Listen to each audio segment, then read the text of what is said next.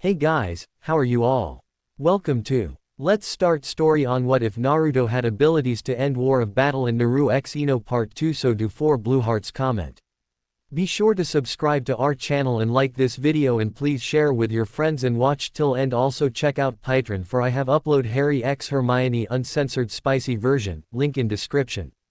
At the end of the 5th day, the teams which managed to survive the forest, complete their objectives, and make it to the tower assembled within said tower in the same room where Naruto had previously taken his exam preliminaries.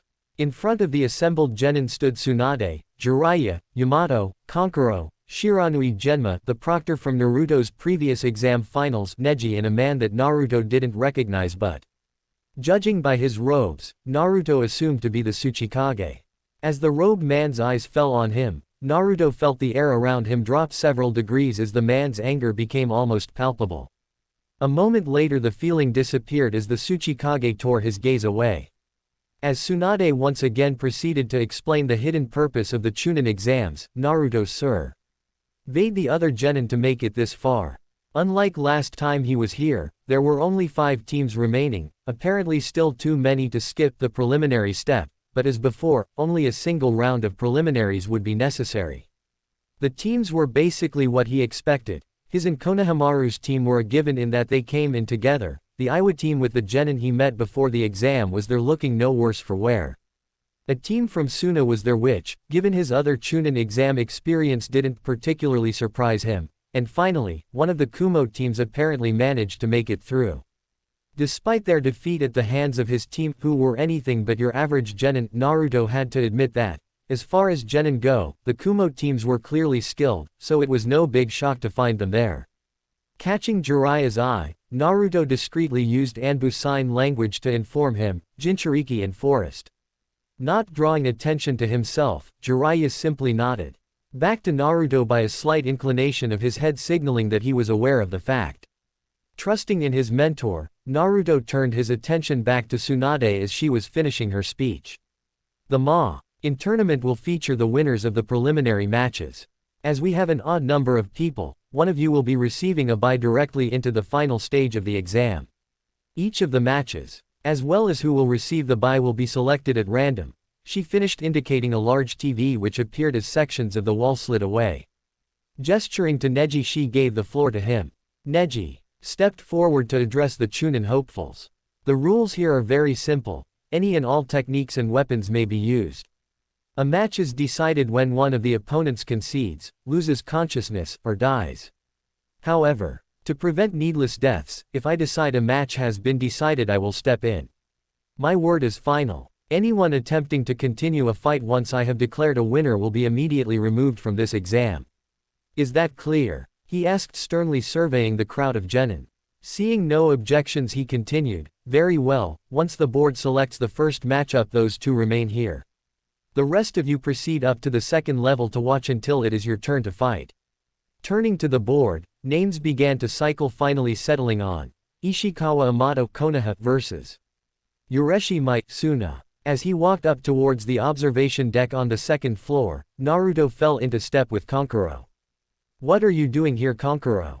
He asked pleasantly. Like all the other Junin senseis here, I'm here to watch my team in the Chunin exams, came the response. Wah, you're a Junin instructor. He gaped. I knew that you'd made Junin, but come on, what kind of idiot would entrust you to teaching students? Naruto quipped, clearly joking. Who knows, the new Kazekage was really insistent about it though, something about killing me if I refused. Kankuro smiled back. Ha. Please tell me you're not still scared of Gaara. He's harmless, sorta. Good luck to your team. I wonder how they'll do. Don't worry about my team, just hope you don't go up against one of them. Kankuro boasted, clearly proud of his team. Although, if he were honest with himself, he knew that they likely didn't stand a chance against Naruto. Hearing, begin, from Neji, the 2 turned their attention to the match. Scene change. Amato breathed a sigh of relief when he saw who his opponent was. Sure, he was on the best rookie genin team in Konoha, but it was his teammates that garnered them that name. He knew that he was an average genin, one which couldn't hold a candle to his teammates, let alone monsters like that Naruto and his teammates who effortlessly defeated the 2 cloud teams that had all but crushed his team. Fortunately, fate seemed to smile upon him as he was paired up against a normal-looking Suna Kunoichi. The icing on the cake was the giant battle fan on her back gave away her specialization. Of course, once the match got underway, he quickly retracted his opinion as the girl was wiping the floor with him. He began the fight by rushing her while pulling out a kunai h. Hoping to bring the fight into close-range taijutsu. While not his strongest skill, it's a generally good strategy against kunoichis as they typically have shorter reach and less strength. However, no sooner had he jumped forward to approach her did she jump backwards, maintaining her mid-range distance. Seeing her pull out something from her weapon's pouch he threw the already drawn kunai. However, before it could reach her, she disappeared in a cloud of smoke, dropping the smoke bombs on herself, both obscuring her vision and hiding her from view. Pressing his advantage, Amato tossed a hail of shuriken into the cloud of smoke, hoping to catch her while her view was obstructed. Instead of dodging the projectiles, the Suna Kunoichi burst from the smoke, battle fan in front of her batting away the shuriken which came near her. Jumping backwards, Amato prepared himself for the incoming wind jutsu that was sure to come when the other genin opened her fan. What he wasn't prepared for was the hail of Senbon that came flying spring-loaded from the within as the fan's panels were revealed. Looking around quickly for something to kawaii me with, Amato panicked when his search found nothing. Shielding his vitals he dove to the side, hoping to get out of the volley of needles. Unfortunately, he wasn't that lucky and found himself pierced many times by the small projectiles. Coming out of his roll, he immediately stood, already going through hand seals for one of the few jutsu he knew. Kaiten, Hausenka no Jutsu, he called, sending a myriad of fireballs at his opponent. Weaving in and out of the fireballs. With several unnatural movements, the kunoichi continued to close the distance between them. Having cast a bunshin while his opponent was distracted by the fireballs, Iril Amato lay in wait, obscured by the smoke his jutsu released. As the girl's cross-strike with the folded fan went directly through his clone, Amato darted in to end the fight. Without even turning her head or showing surprise that she was attacking a bunshin, the kunoichi pointed her arm at the boy approaching her from behind, more senbon shooting out from her sleeves at point-blank range. With no time to dodge, Amato took the strikes directly into his sternum. Pausing momentarily upon impact, he took a quick inventory to ensure that nothing critical was hit before continuing his assault. Grabbing her roughly from behind, he placed a kunai to her throat. "Yield," he commanded. "Those senbon are poisoned, you know." Amato heard from behind him. Whipping his head around, he had just enough time to see all three stars of a fully unfolded fan swing as he heard, "Futon, Kameidachi." With that, his world went completely topsy-turvy as he was thrown bodily through the air. His mouth opened as a scream of pain couldn't help but escape him as blades of wind slashed at him from every angle, cutting gouges across his skin. Landing in a heap, Amato tried gallantly to drag himself to his feet, but he found that his body refused to comply. By now the poison should have spread through your body. "This match is over," he heard his opponent say as unconsciousness claimed him.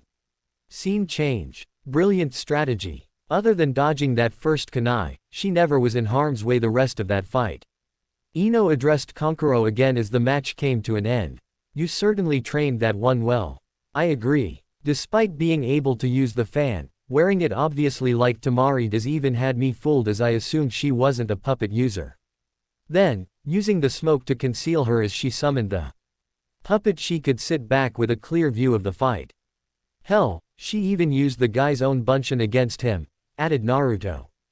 Grinning as Mai was announced the winner, Kankuro leaned in close to the two Konoha genin and whispered.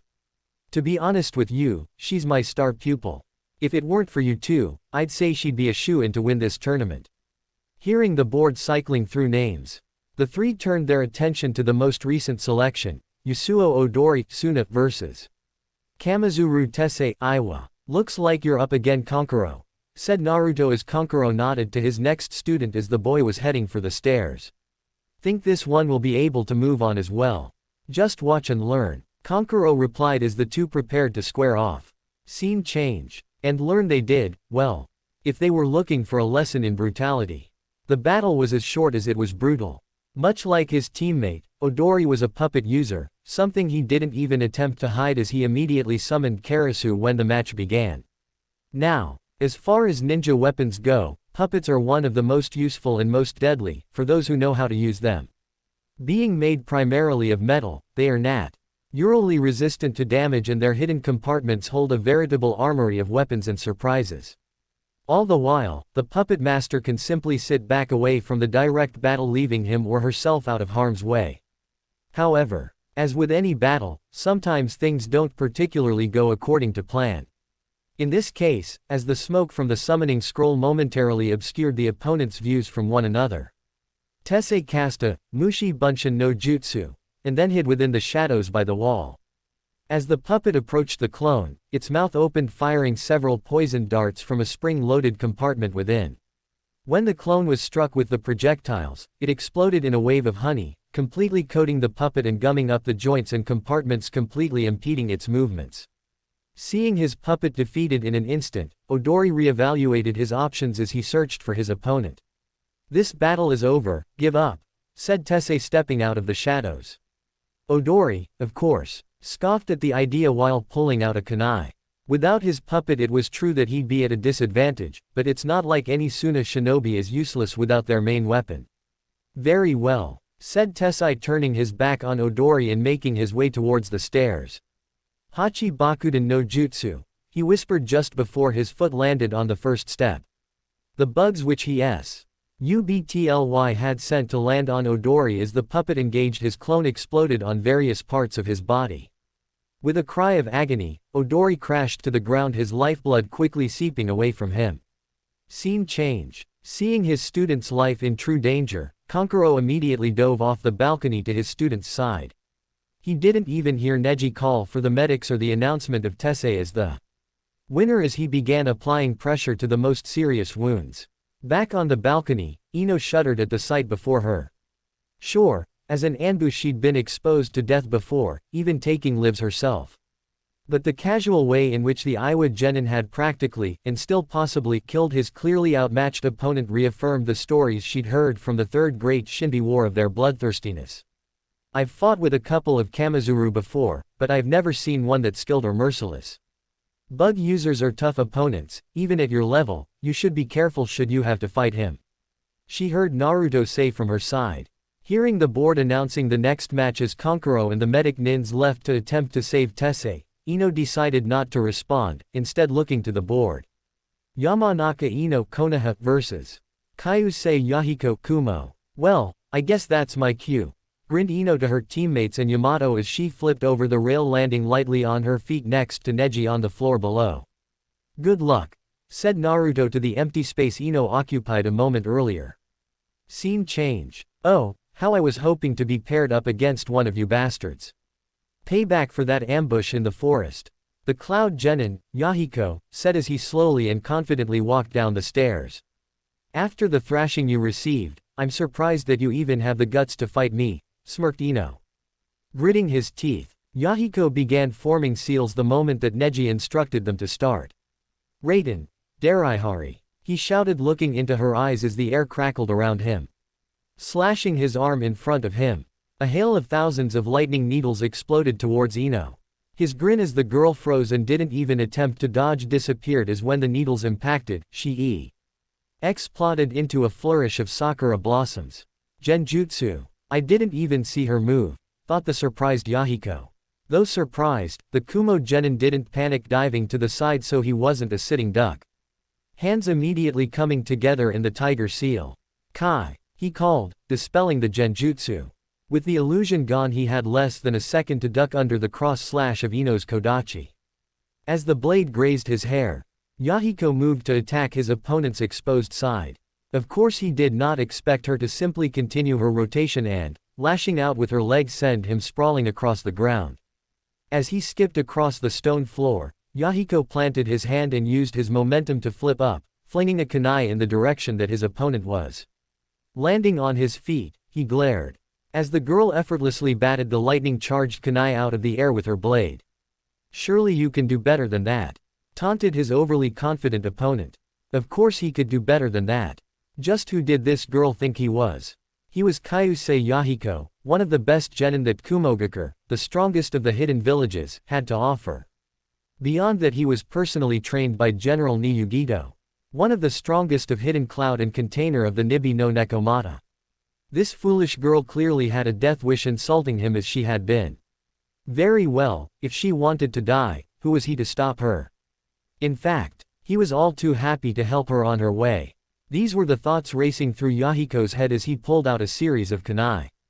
Seeing no movement from his opponent, he charged each of them with lightning chakra before tossing all but one of them towards his opponent in the shape of a pentagram. Quickly flashing through hand seals, he prepared his strongest jutsu, Raiden, Raikyo Haku. He called out, hurling the final kunai with all of his strength directly at the middle of the other 5 that were still sailing towards Ino. The technique was deceiving, as none of the initial 5 kunai thrown actually target the opponent. Disappear, he yelled as the kunai reached the center of the projectiles. The moment it did, lightning surged and exploded, encompassing Ino's surprised, unmoving form. Terrifying jutsu, said Konohamaru aloud as the match came to a close, his fists clenched as he surveyed the damage left behind by Yahiko's Raikyo Haku. Surrounding Genin and even Genma and Yamato each affirmed. The winner began walking slowly back up the stairs, a self-satisfied expression on their face, while the medical crew that wasn't immediate why working on keeping Samui alive long enough to heal was tending to the burns of the defeated nin. You nearly lost that, said Naruto as the unscathed shinobi reached his position. So, the guy wasn't all bark. I still had it under control. Ino replied with a grin. Flashback. As the Kumo nin known as Yahiko threw the first 5 kunai, Ino quirked an eyebrow as they were moving quite slowl. Why, and none of them were en route to even come close to hitting her. Seeing him beginning to form hand seals, she caught a flash of his surface thoughts with her bloodline, and her eyes widened.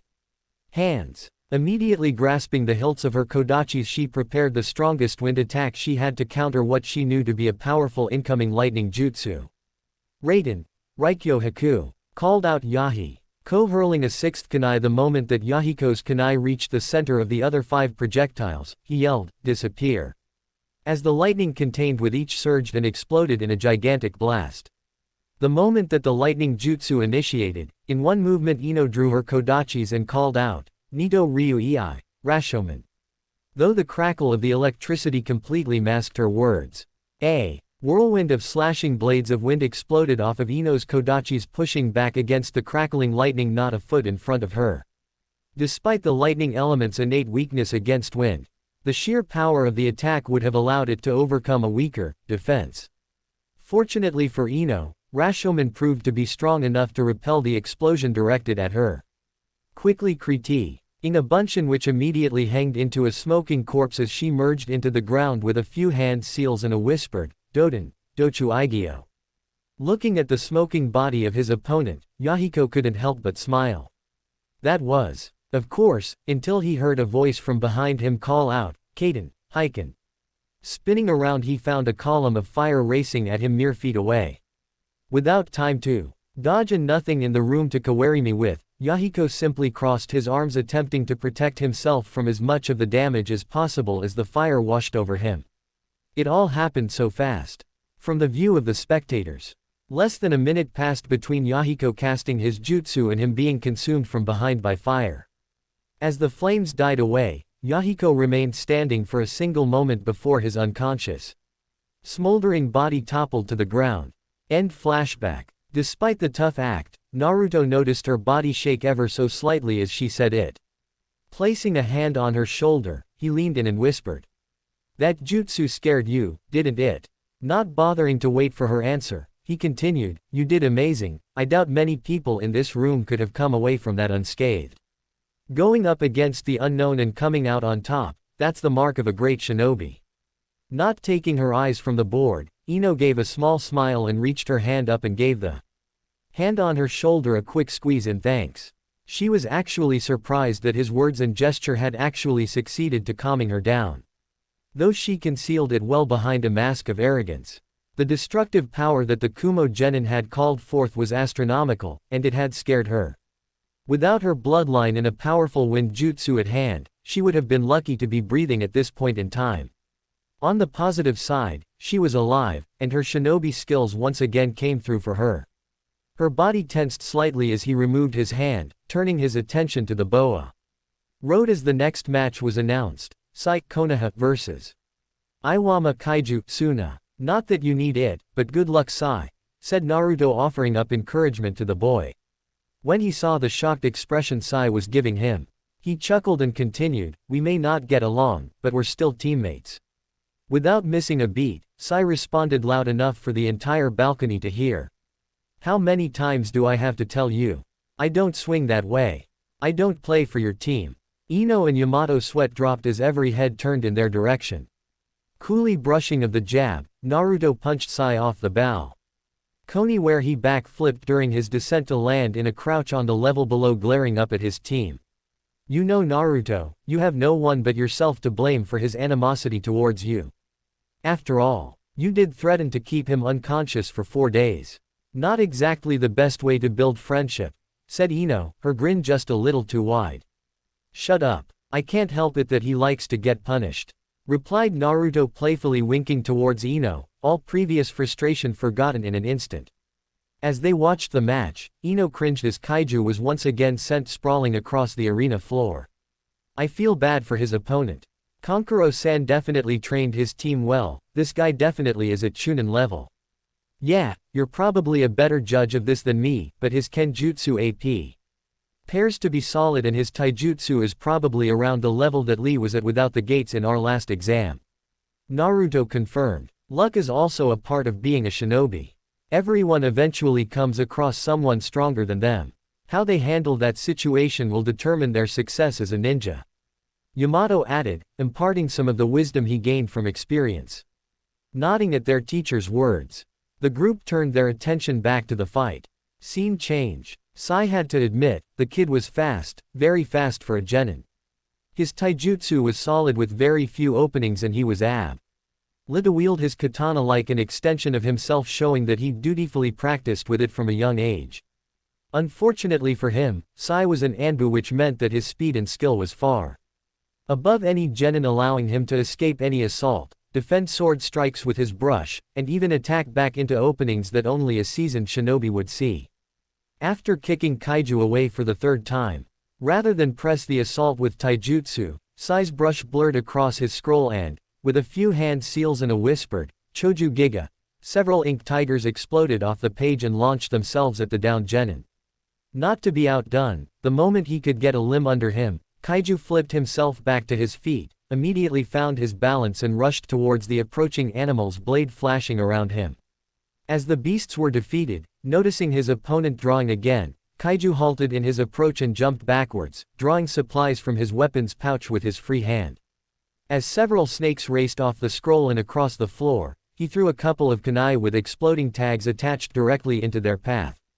As the explosion went off, he was shocked to find that it was several times more powerful than he expected.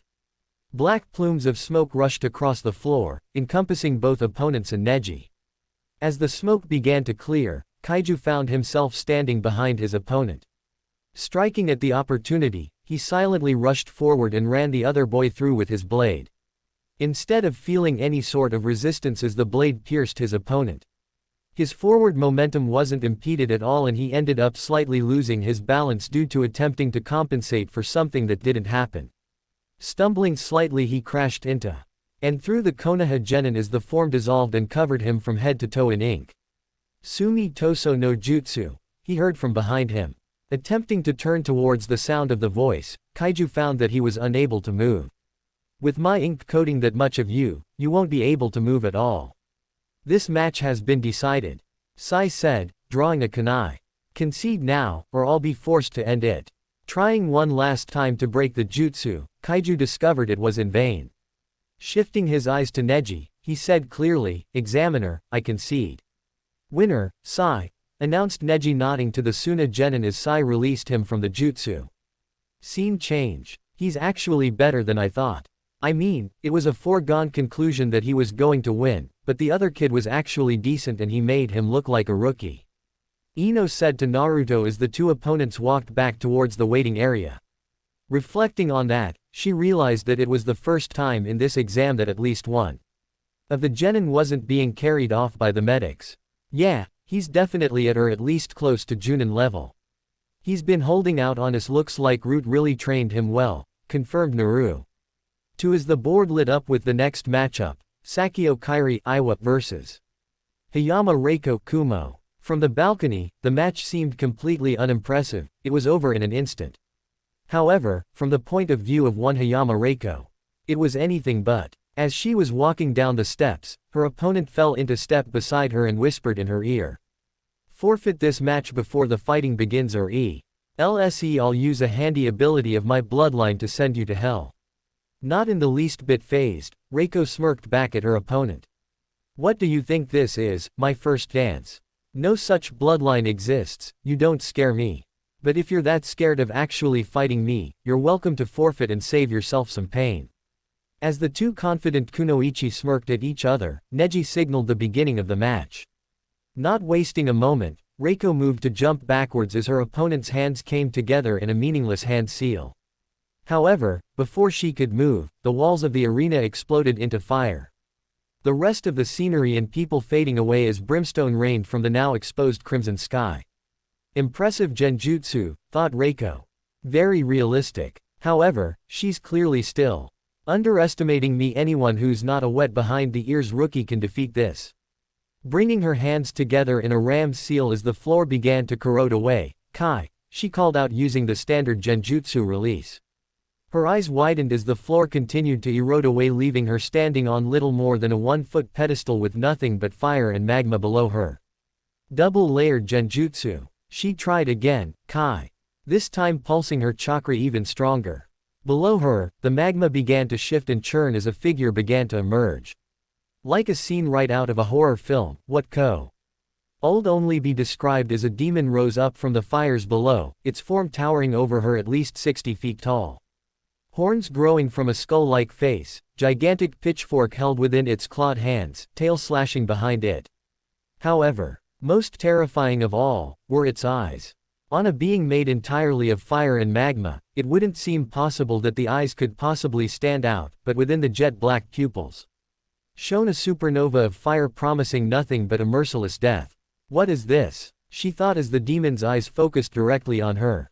Kai. The raining brimstone increased, burning into her skin. It can't be, she thought, beginning to become desperate. Kai. The towering demon raised its pitchfork. It's real, she thought before screaming, Kai. Kai. Kai. Praying that the nightmare would end. And end it did as the demon's arm came forward, the pitchfork piercing her body as her body exploded from within in white-hot pain. Scene change. To those watching from the balcony. Once Neji signaled the start of the match, Reiko simply began to scream out, Kai, repeatedly in steadily increasing volume before screaming in agony and collapsing to the ground. The entire HT took less than a minute with neither fighter moving an inch from where they began. That must have been one hell of a genjutsu. Naruto said to the audience as a whole. What's the matter, Dickless? Scared, quipped Sai, earning him a glare from several of the audience. Clearly the stupid cow was just weak. Maybe, agreed Naruto, though it didn't add up considering the strength of the Cloud Genin that Ino fought. No time to worry about that, said Ino, gesturing to the board, a smile noticeably absent from her face. You're up next. Looking at the board himself, his heart sank. It was truly the worst possible situation. It read, Uzumaki Naruto Konoha vs. Sarutobi Konohamaru Konoha. Turning to his longtime friend, he saw the stricken look he was giving him. Silently, the two of them walked down to the lower level. This isn't good. Konohamaru's completely locked up, he can't fight like this. As they stood across from one another waiting for Neji to signal the beginning of the match. Naruto forced a smile to his face and addressed his opponent. Come on Konohamaru, let's give these people something to watch. I always told you that if you wanted to become Hokage that you'd have to go through me.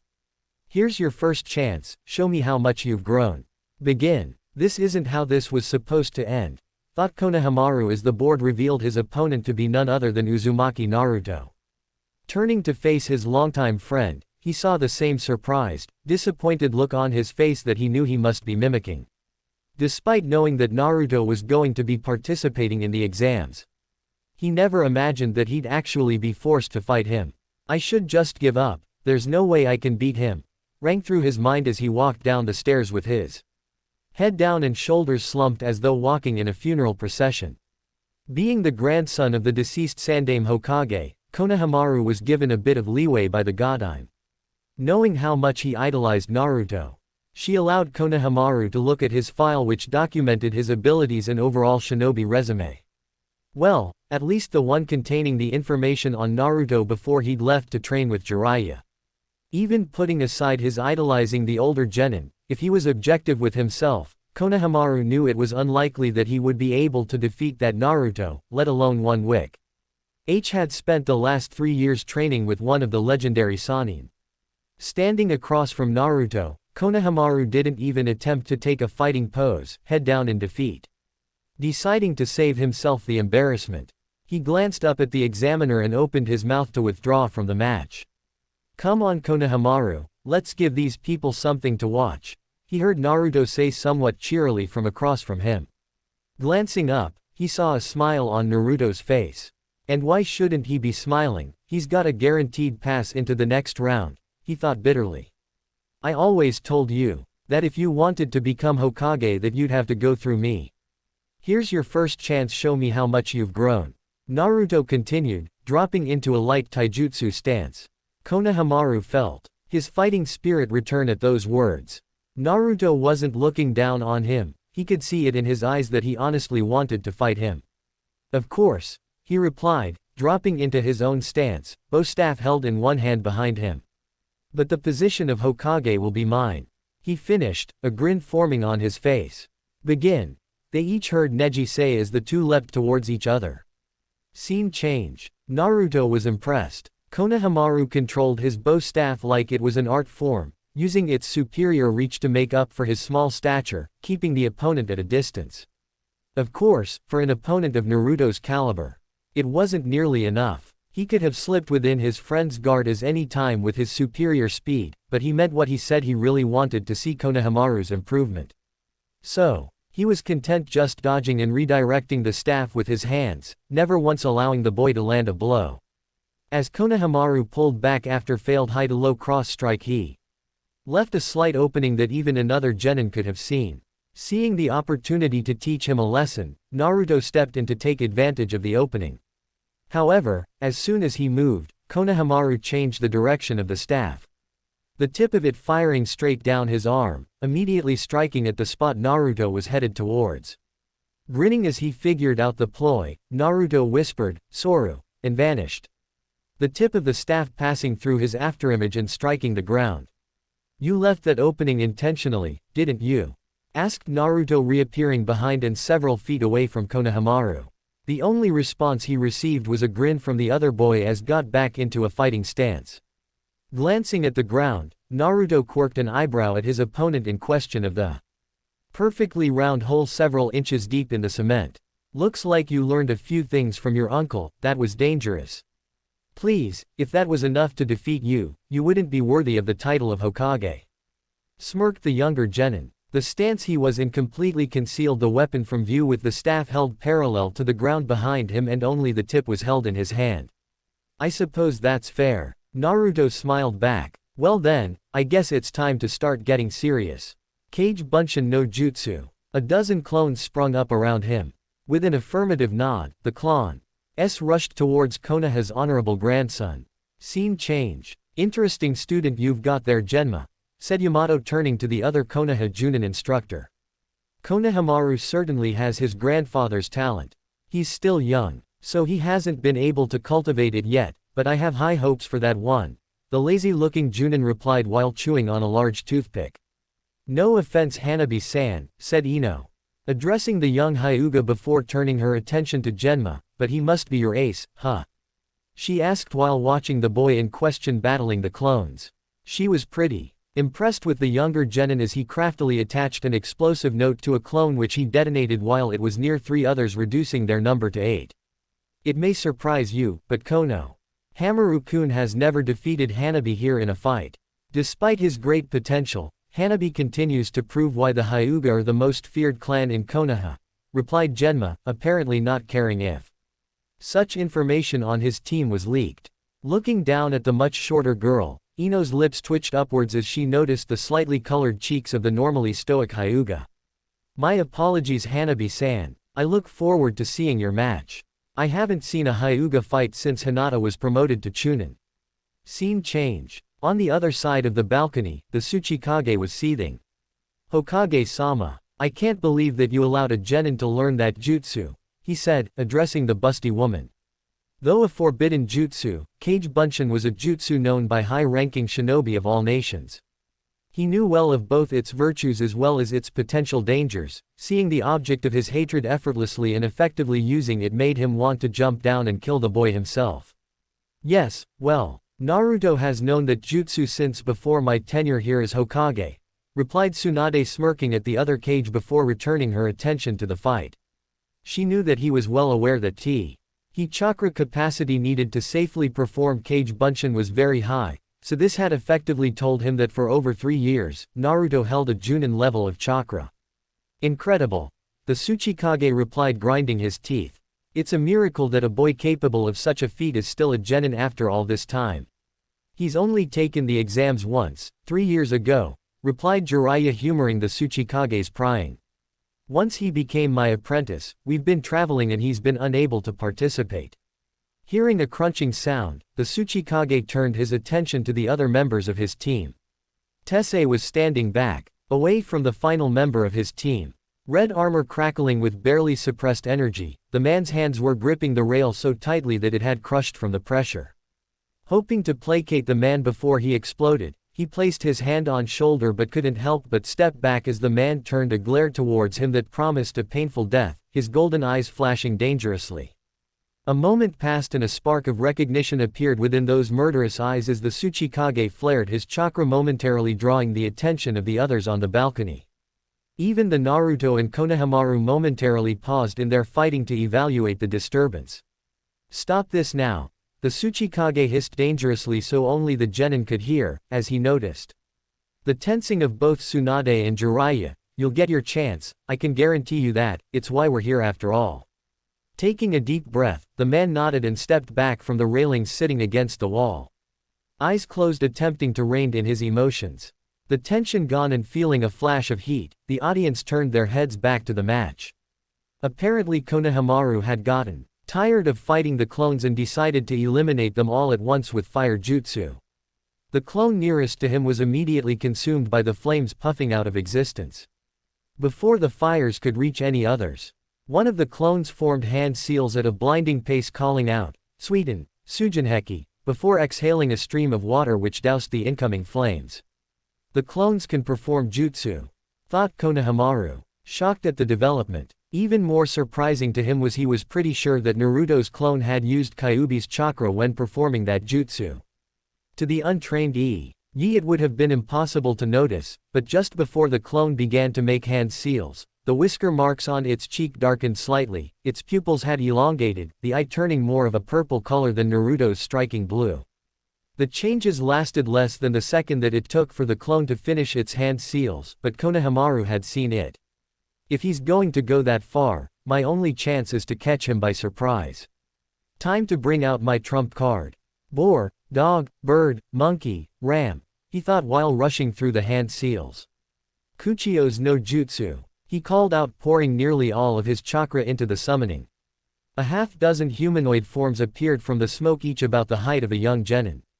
As the smoke cleared, Naruto actually laughed aloud at the stereotypy Cal ninja outfits that Konohamaru's summons wore. All black body suits, mask covering their face all except their eyes. The laughter, however, disappeared from his face as the summons pounced on his sea loans, destroying all of them in less than a minute's time. Smiling at the other boy as he saw him down a soldier pill, Naruto said, "So, your grandfather passed that on to you, huh? He couldn't have picked a better successor," said Naruto, referring to what could only be the monkey contract. "Very well," he continued, setting into a fighting stance, "let's see what they can do." With no more encouragement needed, the summons rushed quickly at Naruto, preparing to engage him in a taijutsu battle. Naruto's eyes, however, never left his actual opponent. Throughout this fight, Konohamaru had proved To have a sort of creative genius in how he fought much like himself. The unexpected maneuvers allowed him to get the drop on even opponents who were stronger than him. Despite the speed and skill of the summoned warriors, Naruto knew what to expect from them, having studied the Sandaime Hokage extensively during his travels with Jiraiya. In this fight, his genin opponent was the wild card, making him the greatest threat. As all 6 monkeys dove into strike, several puffs of smoke appeared, as clones popped into existence all around Naruto in defensive positions, blocking each strike. Unperturbed, the summons quickly flipped or dodged around the clones, which immediately popped out of existence as more clones appeared, blocking the follow-up strikes. At this point, Naruto began to counterattack against the summons. With clones appearing to block every strike, Naruto was able to put all of his attention on offense, driving back all 5 summons simultaneously. Jumping back, the 6 monkeys pulled out several kunai, a handful of them with attached exploding tags, and launched them at Naruto from all sides, even above. Glancing at the incoming projectiles, Naruto missed Konohamaru Finishin. A long string of hand seals, kunai kage bunshin no jutsu. Came the call from the younger contestant, the dozens of kunai multiplying into hundreds. Unlike the kage bunshin that Naruto knew, kunai and shuriken kage bunshin don't create animated bodies, but merely inanimate projectiles, so the chakra requirement is far less and the chance for mental strain non-existent. Therefore, these are frequently taught to chunin and junin shinobi. With the weapons and quickly burning down explosive notes approaching from every direction, Naruto did not have the option to dodge. Thought Naruto. So he was able to push me this far. He couldn't help but smile at his friend's progress, even as the air around him began to swirl violently. As the projectiles got within 5 feet of Naruto, the maelstrom of cross breezes blew out the flames on the explosive notes, halted the forward momentum of the kunai, and caused them to spin randomly before getting blown away. Seeing the protection of the wind jutsu, Konohamaru decided to go for broke, using its natural weakness, fire. Releasing his summons and forming hand seals as fast as he could, he called forth the remainder of his soldier pill recover Ed chakra and called Kaden Gukaku no Jutsu, sending the largest fireball he was able to towards his opponent. Chakra reserves exhausted to the maximum, safe level, Konohamaru was seeing spots.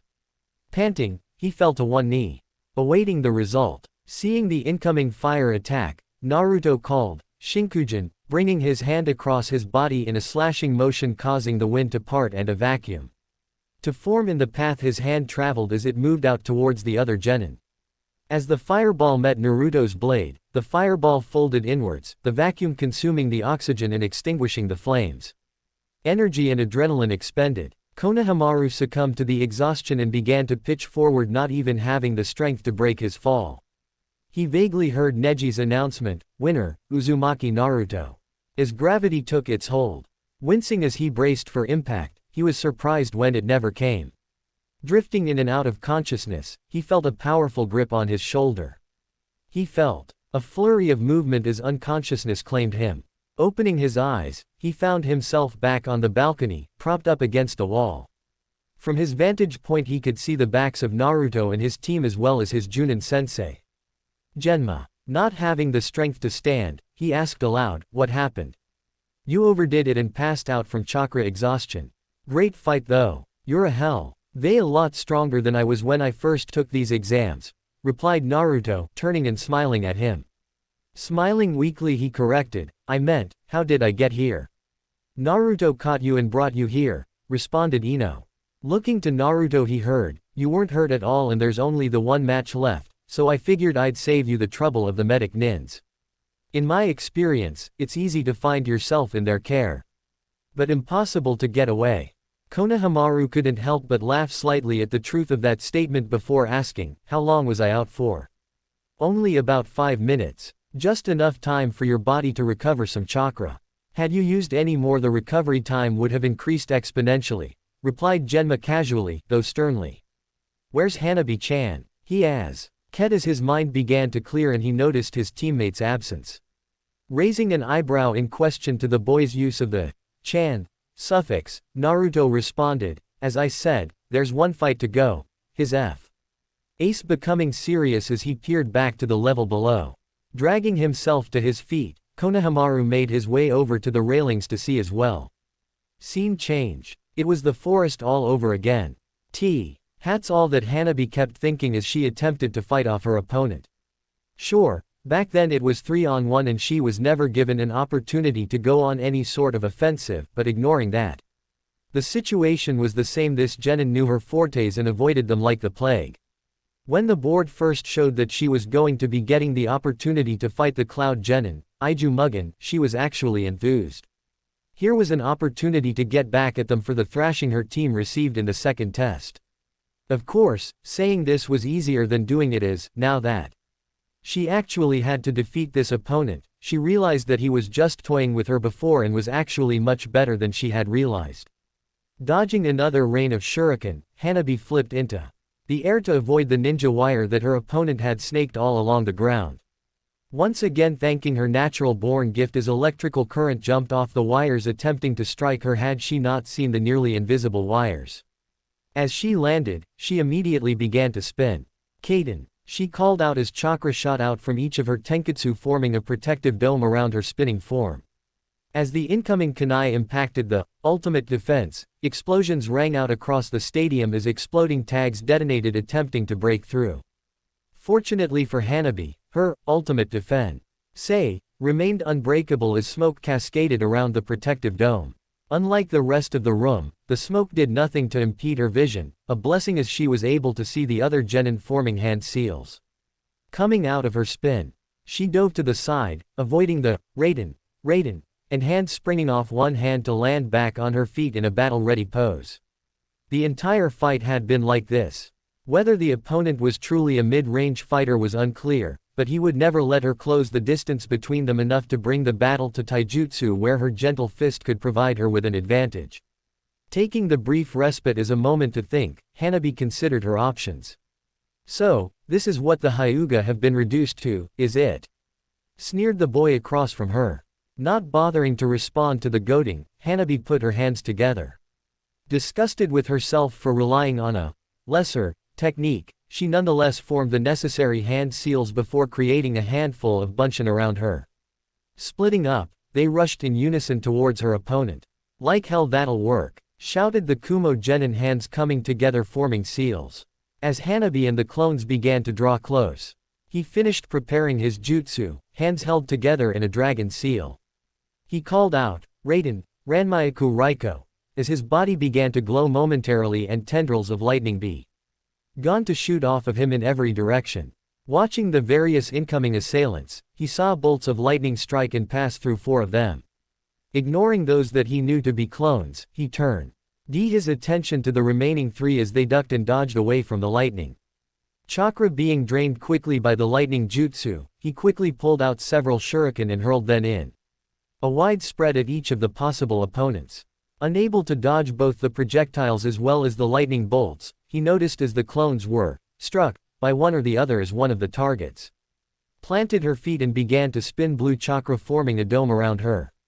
Jumping backwards to put some distance between himself and the Hyuga girl, he pulled out a scroll to summon more mid to long range weapons. However, no sooner did his feet touch down his body froze as he heard, "You are within my field of hake," from the crouching form of the nearest clone. Standing up, with her arms forming a line, right arm held pointing up and behind her and left arm angled downwards in front, Hanabi revealed that she had received a burn across her side as well as a kunai in her left shoulder, but Minogue had to fool him into thinking she was a simple bunshin. She couldn't help but smirk as he jumped near to her as her plan had worked perfectly. Hake Rokujuyansho, she called out jumping towards him. Her hands already moving forward aglow with chakra. 2 strikes, she said aloud, striking 2 points on her opponent's body. 4 strikes, she continued, each hand striking twice on new points. This continued through 8 strikes, 16 strikes, 32 strikes, and finally concluded as she rained 64 strikes down on him. A deep-held secret within the Hyuga main clan are the inner worki NGS of the Hake Rokujuyansho and its stronger counterpart Hake Hyakunijuahachisho. Most people assume that these are simply powerful taijutsu techniques used to sealing the chakra of the opponent. This is in fact the reason that branch family members, with the exception of Neji, have never been able to learn these techniques. Inherent to the use of Hake Rokujuyansho is a genjutsu which allows the user to make the strikes. Despite being able to see the tenketsu points, the probability of being able to land all 126 or 254 strikes on an opponent of nearly the same caliber is essentially zero. Therefore, the main house. Once they realized the power combining the Jiyuken with the Byakugan's evolved ability to see tenketsu, set to developing a way for the attacks to hit home. This enda Ava resulted in the creation of a genjutsu known as the Hake field. Much like how Hakusho Kaden is performed, a small amount of chakra is released from every point in the body, casting an area to be affected with the illusion which holds them in place. Because the genjutsu is only held for perhaps the half-dozen seconds that the entire attack takes to perform, only the most experienced of Utsu masters or those possessing a dujutsu are able to break the genjutsu fast enough to prevent the assault. Mugen collapsed, despite the fact that he was a pretty reasonable fighter even without using his chakra. The internal damage coupled with the sudden absence of his chakra left him with a bone-deep exhaustion that he simply couldn't fight. Allowing a Hyuga to get close really is suicide, were his last thoughts before his vision faded and exhaustion claimed him. Winner, Hyuga Hanabi. Neji announced, giving his cousin a warm smile as the medics rushed out to care for the injuries of both genin. Scene change. As the medics removed Mugen from the room, Tsunade stepped forward and addressed the room. Congratulations to all of you who won your matches. You have truly done your countries proud. As is customary with the Chunin exams, we will now have a 1-month training period before the finals.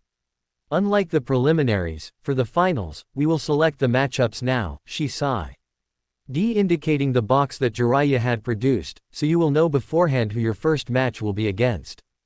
Jinkitsu-san, since you have received the bye into the finals, why don't you choose first? One by one each of the winners chose a number from the box, a simple drawing determining their fates in a month's time. The first match will be Uzumaki Naruto vs. Ureshi Mai. The winner of TH.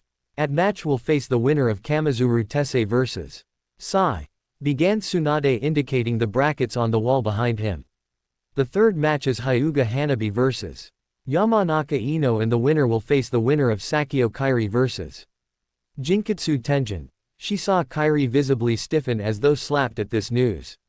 Again, congratulations to all of you and good luck in your training. In stark contrast to T. He last time Naruto made it to the finals, this time his Junin sensei immediately offered every member of the team personalized training should they desire it. Of course, each being at or near Junin level themselves with their own teachers, the three had turned down the offer, though Yamato made it clear that it remained on the table. Despite the fact that for him, as well as his entire team, promotion was all but assured. Naruto had no intention to waste the provided time. Though he may not need additional abilities for something as elementary as the Chunin exams, he knew full well that there were plenty of enemies out there who would require everything he had, and possibly more should he wish to win. After 3 years of training with Jiraiya, Naruto managed to learn nearly every jutsu the old pervert knew. Apart from natural energy and the senjutsu techniques associated with it, which due to housing the Kyuubi, he simply could not learn, the two chakras refusing to coexist, much like oil and water, Naruto had learned, if not mastered, every jutsu in Jiraiya's rather extensive collection. Thus, rather than tracking down his old sensei, Naruto planned to spend his time improving O.N. skills he already had and working on a few projects he had. It was with that in mind that Naruto woke up bright and early the morning after the preliminaries. After some light warm-up exercises which consisted of stretching, a brisk jog around Konoha, push-ups, sit-ups, pull-ups, and a series of punches and kicks, Naruto headed towards the training grounds feeling good and loose. Arriving at an empty field, he formed his most used hand seal and, channeling Kyuubi's chakra, called forth several hundred kage bunshin. Splitting them into groups, he sent each group upon a specific task, including honing his already mastered taijutsu, working on high-level chakra control exercises, or inventing and mastering new ones, mastering several ninjutsu techniques that he was yet to be satisfied with, invention of new ninjutsu all his own, or work with the various weapons he carried, honing aim or finding new and inventive uses for them. As he began to work on some strength or speed building exerc Is of his own as it was the one thing that his clones could not do for him for any lasting effect. Naruto sensed that he was not alone. Grunting in annoyance, Naruto halted in his exercises but left his clones to continue their work. As for one, most of them were no longer in the clearing, and secondly, the onlooker was someone who surely knew about his training regimen. Turning his head in the direction of the hidden shinobi, Naruto gritted his teeth and ground out, "If you're going to interrupt my training, at least be courteous and show yourself." Kakashi appearing next to him in a swirl of leaves. Kakashi had his hands raised in a placating gesture. "I'm sorry, Naruto," he said immediately. "My curiosity got the better of me." He continued gesturing to the massive group of clones who were currently beating the crap out of each other. The entire exercise was essentially hidden by an ever-present cloud of smoke which filled the air as various clones expired upon receiving damage. Glancing at the group himself, Naruto sighed. "Oi!" he shouted to them. "Enough of the free-for-all, move on to one-on-one, you're clearing each other out too quickly. Too many of you were making the same mistake." Chaos taken care of, he turned back to his former sensei. "What are you doing here?" "I just came to help you with your training," came the nonchalant reply. "While you're clearly a shoo-in for this exam. A shinobi's learning never ceases. There's always someone better out there. I don't recall asking for your help," Naruto coolly replied. "For that matter, when I did ask for your help, I seem to remember you pawning me off on someone else," he added with a glare. Wincing at the cheap shot, Kakashi responded, "At the time, I had no choice." Sasuke was the bigger concern. Seeing the almost murderous look in his old charge's face, he added, "Surely you can appreciate that considering what you know about Gaara." Maintaining his glare, Naruto responded, "Using what I now know of Gaara, I would have to agree that extensive training of the traitor needed to be done for him to simply survive that fight. However, despite the Sharingan, there is no reason you had to be the one to teach him the entire month. Hell, you could have probably convinced Guy to teach him the taijutsu you stole from his student had you made it one of your contests. However, at the time, Gaara was an unknown. You had two students in need of training, one fighting arguably the strongest genin in Konoha, the prodigy from Konoha's strongest clan, Hyuga Neji, and the other fighting the unknown opponent from Konoha's ally, Suna, who had defeated Lee. When you look at it like that, did Sasuke deserve your entire attention?" Sighing, Kakashi's shoulders slumped in defeat. "I didn't come here to rehash these arguments. I know that I have failed you many times as a sensei. If I were to go back and do it again, I would have chosen to do things differently. Hindsight is 20/20, Kakashi. You should ha. They looked underneath back when it mattered. Hell, it didn't take a genius to see that Sasuke was an unstable, revenge-driven, power-hungry brooder. This time hiding the wince, the blonde's accusatory, yet truthful words inspired, Kakashi replied, "That was in part why I took him under my wing. I had hoped to break him from that shell and show him the merits of Konoha's training. Regardless, I came here today to offer the same for you. You saw it yourself in your last exam, the merits of learning to harness your elemental affinity. It can drastically increase your strength. Now, I won't guarantee that you'll be able to learn to control your natural elemental affinity in time for the finals. It did after all take Sasuke nearly the entire month to learn it, but it's something I know can help you." Naruto actually laughed aloud at Kakashi's offer. Granted, it was a bittersweet laugh that conveyed both amusement and anger. Seeing Naruto's expression change suddenly to a dangerous, almost feral expression, Kakashi tensed and prepared himself for whatever Naruto may do. "I don't understood your fixation in comparing me to Sasuke, especially now. Let's take a look at our respective track records." Sasuke was hailed as a genius who, for the first 7 years of his life, had the full backing and training of the Uchiha clan. After Itachi killed the Uchihas, Sasuke was S&T. Alike presented with his choice of instructors to put him through the academy, from which he emerged top of his class. Since then, he managed to delay a pair of Kiri Chunin during our mission to Wave. On that same mission, he froze up against Zabuza, lost to Haku despite awakening his Sharingan, and nearly died. Come the Chunin exams, he lost miserably to Lee, drove off some random grass ninja, Got destroyed by Orochimaru. Not that anyone can fault him for that. Using the cursed seal dominated the group of Oto Genin, and defeated some older Konoha Genin in the prelims. The finals got interrupted, but he ended up losing to Gaara when we were told to pursue him and his siblings. Myself, as the village's pariah, I received no training, only the hatred of near the entire village, until I entered the academy. As no one would sell me any books or supplies, not that I could afford them anyways, I ended up dead last at the academy. Admittedly, I froze up when the Kiri Chunin attacked us on our way to Wave. But it was thanks to me that we were able to free you from Zabuza's water prison. Then, at the bridge, I defeated Haku who, may I reiterate, defeated Sasuke. In the Chunin exams, I D to fight Orochimaru's giant summoned snake, save Sasuke's ass when he lost all will to fight against Orochimaru, and beat Kiba and Akamaru to get into the finals. Again, no thanks to my teacher's help. I defeated Hyuga Neji before saving both of my teammates, defeating Gaara, and likely saving Konoha from destruction at the hands of the Shukaku.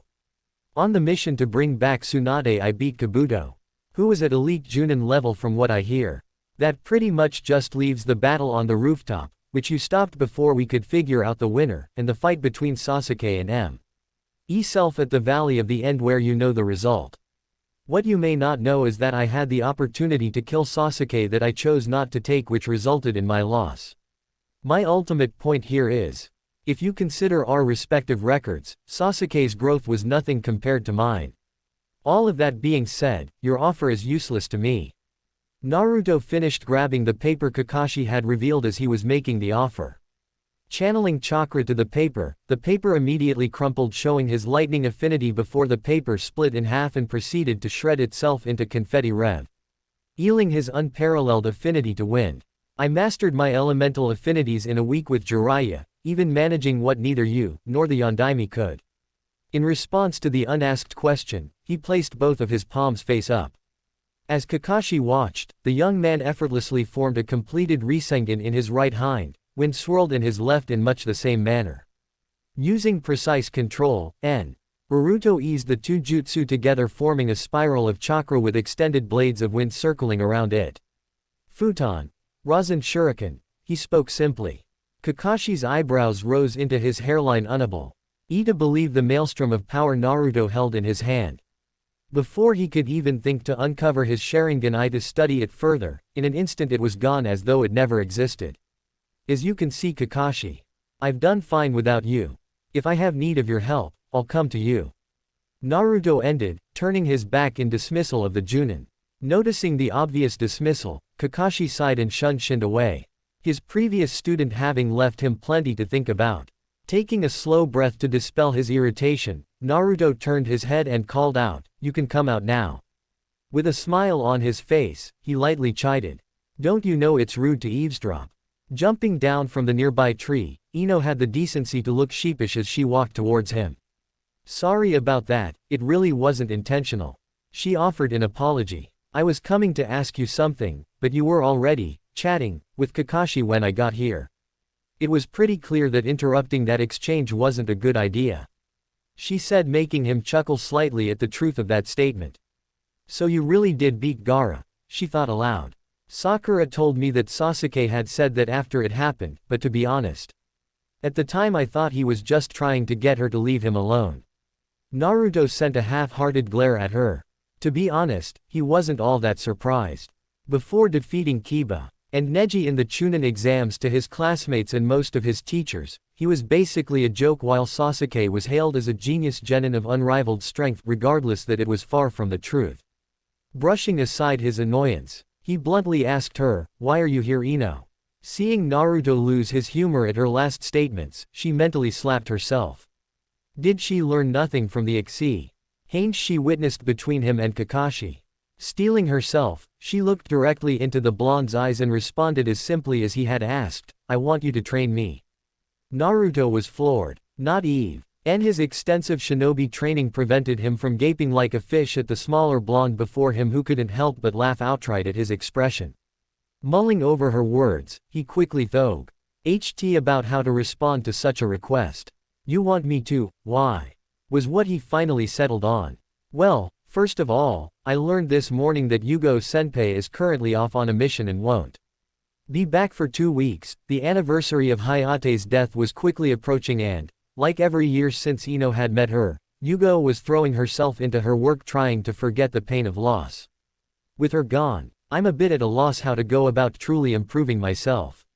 Despite the fact that the average Junin from most other countries aren't as strong as those from Konoha, I've fought and defeated Junin on some of my Anbu missions, so I know that I'm already at Junin level.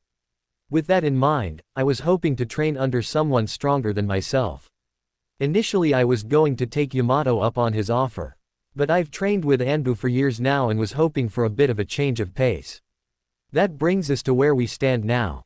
From what I hear, you actually managed to best Hitaki Kashi in a fight when you first returned, which means you're one of the top shinobi in the village.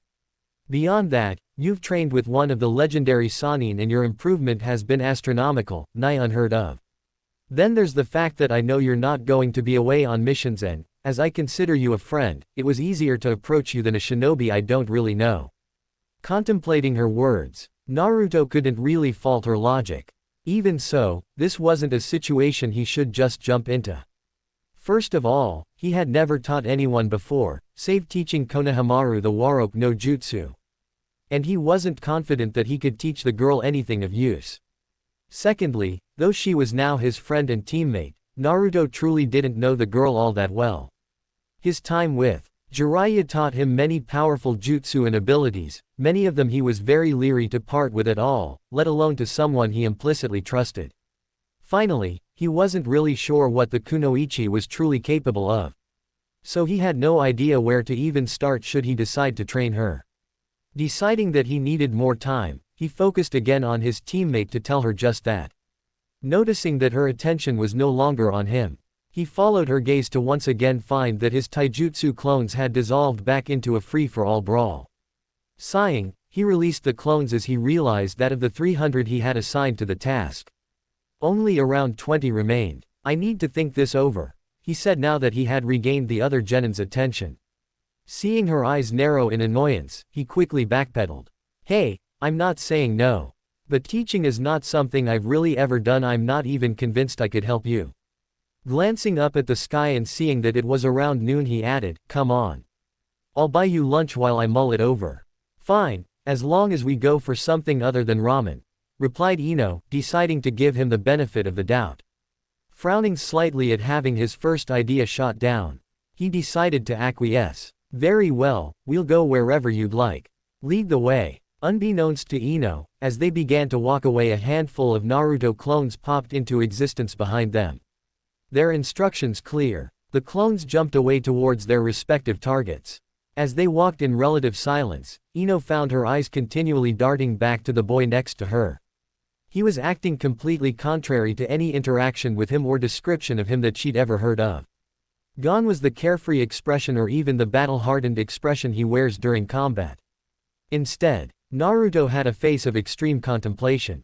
While she really expected him to jump at the chance to show off his skills, she was actually impressed that her fellow genin was considerate. The task as important as she felt it was. Oh, what the hell, she thought, deciding to humor the boy and led him to his favorite ramen restaurant. I'm asking him for a big favor, and he is paying after all. So consumed was Naruto with his thoughts, that he didn't even notice the change in direction or the venue which he was led to. It didn't click at all until after he took his seat and heard a voice address him. Why, Naruto? What a pretty date. And you brought her here of all places.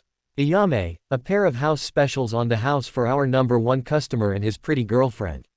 Looking up in shock to find old man Kyuki and his daughter looking down at him, Naruto noticed the blushing Ino beside him. After many a failed situation with Sakura, Naruto knew he needed to act quickly if he were going to defuse the potentially volatile situation. Please Kyuki-san, I insist on paying. How do you ever hope to turn a profit if you're always giving away free food? As for my companion here, I cannot claim the honor of having one as pretty as her as my date. This is my teammate Yamanaka Ino, and we're simply here to grab some lunch as I consider a training exercise she suggested to me. Ino gaped at the boy next to her, her blush deepening slightly at his words before she managed to rein it back in. Turning to Naruto as the friendly man's attention turned elsewhere, their first orders already entered. Wow, Naruto, when did you become so smooth? Grinning sheepishly he replied, I spent the last 3 years with a self-proclaimed super pervert. I couldn't stand getting Beate end to a pulp along with him every time he got himself caught peeping into the ladies' baths. So, eventually I learned that if I was friendly, respectful, and lightly complimentary many times I could avo it association with the pervert even when he undoubtedly led the mob of angry women directly to my location. Beyond that, I had enough experiences with someone incorrectly assuming Sakura was my girlfriend that I figured I'd defuse the situation before I got hurt. Ino couldn't help but snort at her fellow blonde's explanation. Well, I appreciate the gesture, but I can assure you I'm not nearly as violent as Forehead Girl. The previous nickname now being a term of endearment rather than an insult. Nor do I hit nearly as hard, she added almost as an afterthought. Naruto shuddered as the Mori of the freakish strength Sakura had displayed back in his most recent belt test. I don't know why the old hag thought it would be a good idea to teach a girl that prone to hitting me of all people that technique of hers. She's liable to kill me one of these days. And here I thought Tsunade Bossen liked me. Unable to contain herself, Ino laughed aloud before explaining, well, perhaps it may have something to do with the fact that she hates being called old and has made it clear that she despises that nickname. Naruto realized his teammate may have a point as one of his clones rather violently expired as it entered the Hokage's office. The look on the old hag's face was priceless as the object of her frustration disappeared rather than fly backwards. As Ayame dropped by the food for each of them, Naruto returned to his contemplation, eating far more slowly than usual, about the speed of a normal person. Glancing yet again at her companion, Ino was yet again surprised by his behavior. Everything he had done since she had asked for his help in her training was so un-Naruto-like. Yes, she just made up that word. From what Sakura had told her, Naruto's meal manners could it be be described as shoveling food into his mouth so fast it will make your head spin, where of course talking with his mouth full was an expected occurrence. And yet, here she was sharing a quiet, leisurely meal with the blonde pariah. So far, Naruto had come to the conclusion that he could train her. Considering his mass use of clones, it wouldn't really affect his training. For the most part, he could always just send a clone to offer her advice if he wanted to do physical exercises of his own. Though no longer the obnoxious braggart he once was, realistically, Naruto knew that he had quite the extensive jutsu reservoir and battle experience. Surely he could help his friend improve in some way. The question was, where should he start and how much should he even consider revealing? Fortunately, he had his clones working on that. So, Ino, what is your reason for being a shinobi? Why do you strive to continue to get stronger? He asked, knowing that her answer would be filed away with the other information he would soon be receiving. Scene change. Minutes earlier in the Hokage's office. Hey boss-san, was all the clone got out as it burst into the Hokage's room before the slug Sanin's chakra-enhanced fist caused the poor thing to literally explode. Eye twitching, Tsunade spun around in search of the elusive blonde. Where's the real you, Naruto? She asked, finding several identical chakra signatures hiding just outside the doors to her office, having seen what she had done to their comrade. He's at lunch with the Yamanaka girl, replied one taking charge as the group of identical shinobi entered the office. It's a good thing he sent a group of us or he'd never get the information he wanted. He sent us in his stead on a pressing matter. Understandably curious, Tsunade lowered her still-fisted hand and motioned for the clone to continue. Seeing that they weren't about to be massacred by the temperamental Hokage, the group relaxed and the same clone continued. Ino asked the boss if we would be willing to help her in her training as her normal instructor is currently away on a mission and won't return for the next 2 weeks. Not really seeing where this is going, but understanding the girl's plight as she was the one to assign the mission to help the still grieving Anbu, Tsunade simply quirked an eyebrow and asked, and the boss considers Ino his friend, so his natural inclination is to want to help, but though he has no reason to truly distrust her, he doesn't know her all that well and has little reason to trust her. After the Uchiha's betrayal, he figured he may as well dig a bit deeper before committing. He has no intention of helping unless totally sure of where her loyalties lie. Surprised at her favorite genin's distrusting, yet mature thoughts, Tsunade sat back in her chair and asked, "What do you need from me?" I want to hear all of your personal thoughts on Ino and her allegiance to Konoha while my comrades read her personal file and the files on the Yamanaka clan and Izuki Yugo and her team. Also, if it wouldn't endanger her mission, I want to know Yugo's current location. Impossible. Personal files are confidential. Surely you know that. This is me we're talking about, boss-san, the clone replied without thinking. Seeing the vein pulsing on the buxom woman's forehead, he took a step back and continued quickly. You can trust me. I'm not after anything unbecoming, and if you didn't trust me with information, you wouldn't have allowed Jiraiya to teach me darn near everything he knows. I'm simply hopping to help out a promising Konoha shinobi and friend. Sighing in resignation, Tsunade simply couldn't argue with that. Wait here, she said as she went to retrieve the requested information. Scene change. Throughout Konoha, various clones were having similar conversations with people connected to Ino.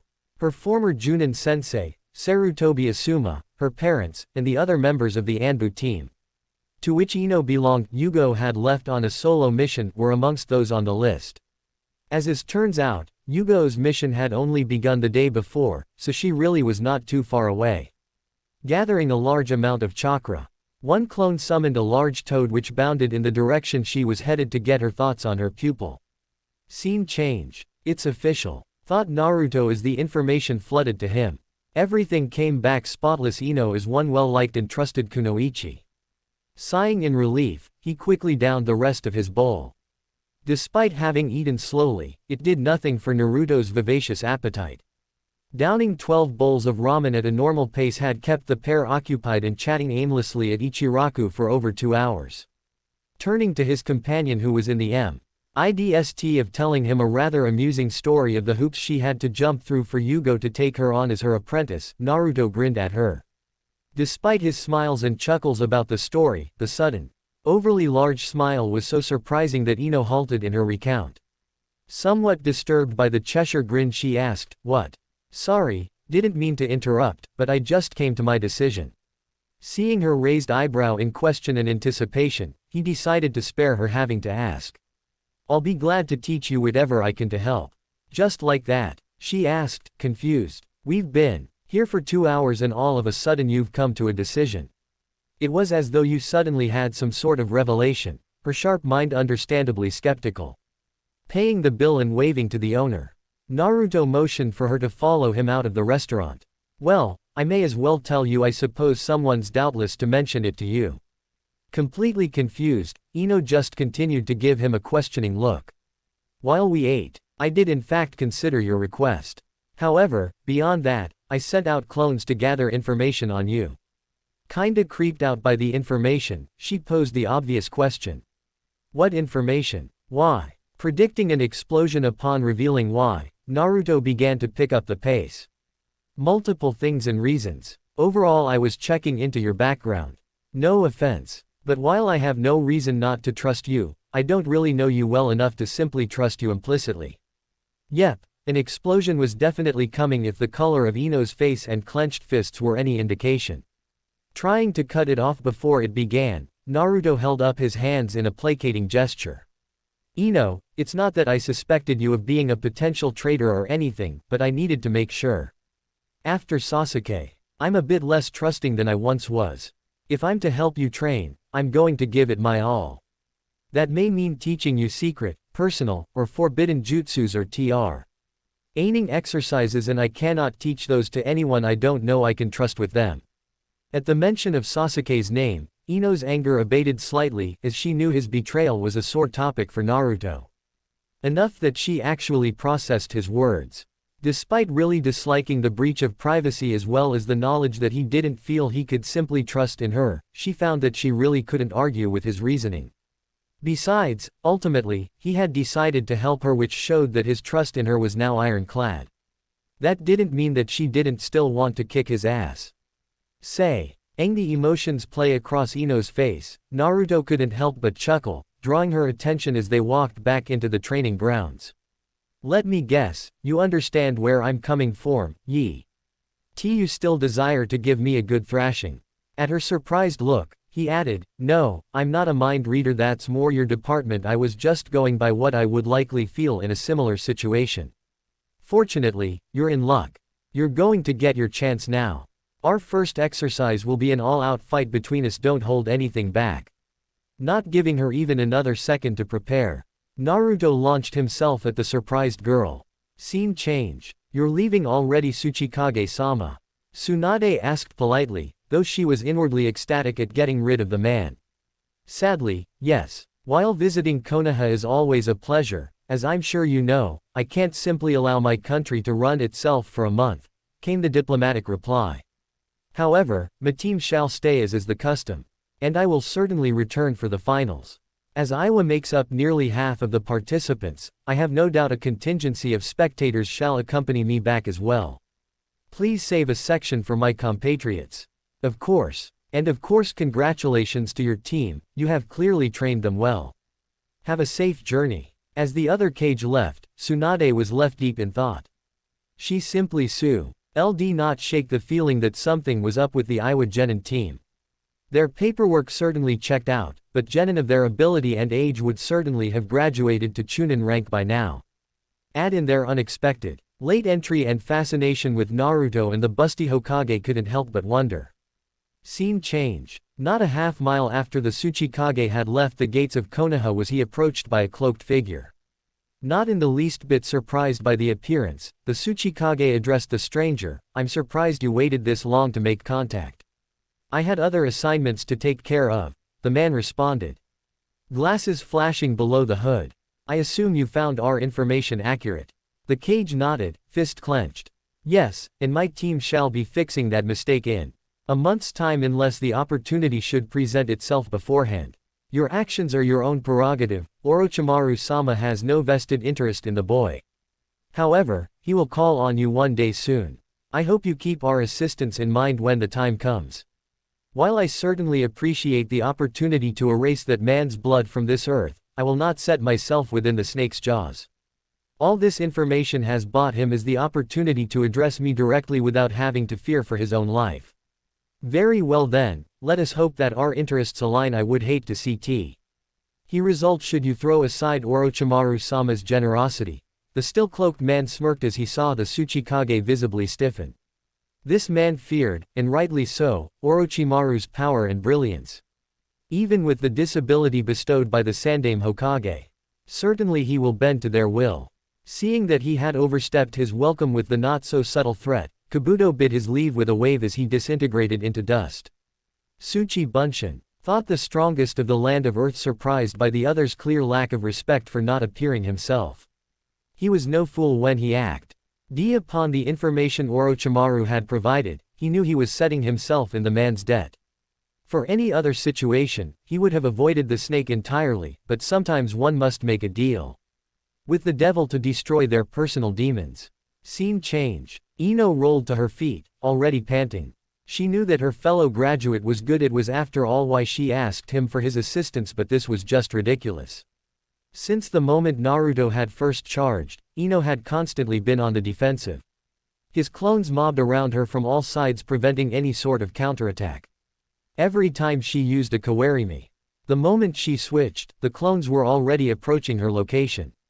After 10 minutes of utilizing the 5Ds dodge, duck, dip, dive, and dodge, and blocking the never-ending attack, one of the clones appeared before her and had sent her tumbling with a kick to the gut. With Naruto's superfluous use of clones, he was the worst possible opponent for her. Not ever having fought against more than a few opponents simultaneously, the sheer amount of information her bloodline was picking up from them as they attacked was making it impossible for her to sort it fast enough to predict all of their movements. It was only her battle-trained reflexes that had allowed her to deal with the first wave of attacks for so long.